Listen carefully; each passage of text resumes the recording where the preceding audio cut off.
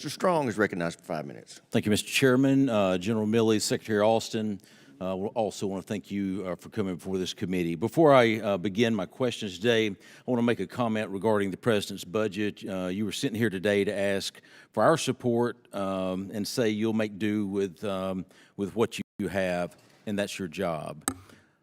But what I want to be clear about is I'm going to do everything I can to get you more. Because as you well know, the threats facing the United States are greater than ever.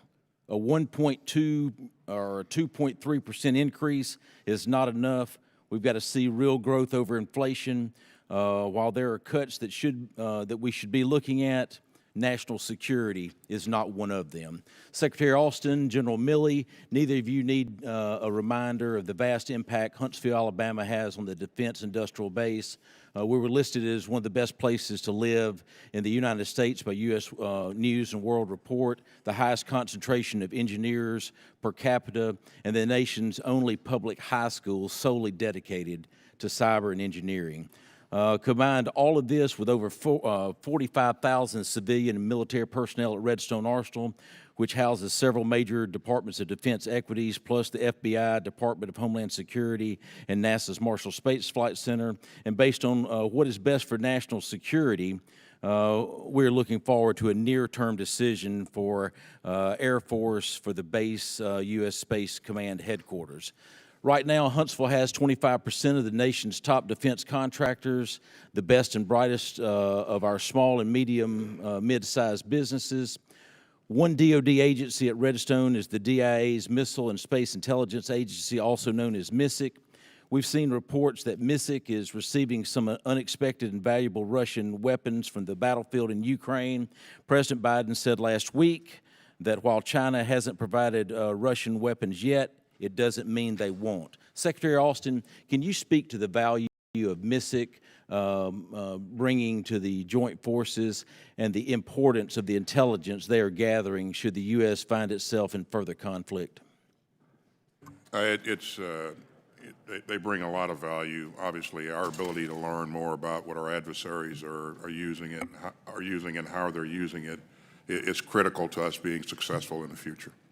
Thank you. General Milley, when you took over as the Army's Chief of Staff back in 2015, the modernization plan you inherited was, well, let's just say it's not the most robust as people would like. Almost 8 years later, we have Army Futures Command and the 6 key modernization priorities. Hypersonics is one of the highest priority modernization areas of the Defense Department, and is pursuing and falls under the Army's top priority, long-range precision fires. It also happens to be one of Huntsville's many areas of expertise. I know you've been able to see it all yourself several times. What do you believe the services have done well when it comes to hypersonic weapons and target development? As the Secretary said, I think a little bit earlier, we had 12 successful hypersonic weapons tests. And hypersonics, it's not a magic weapon. There are no magic weapons in warfare.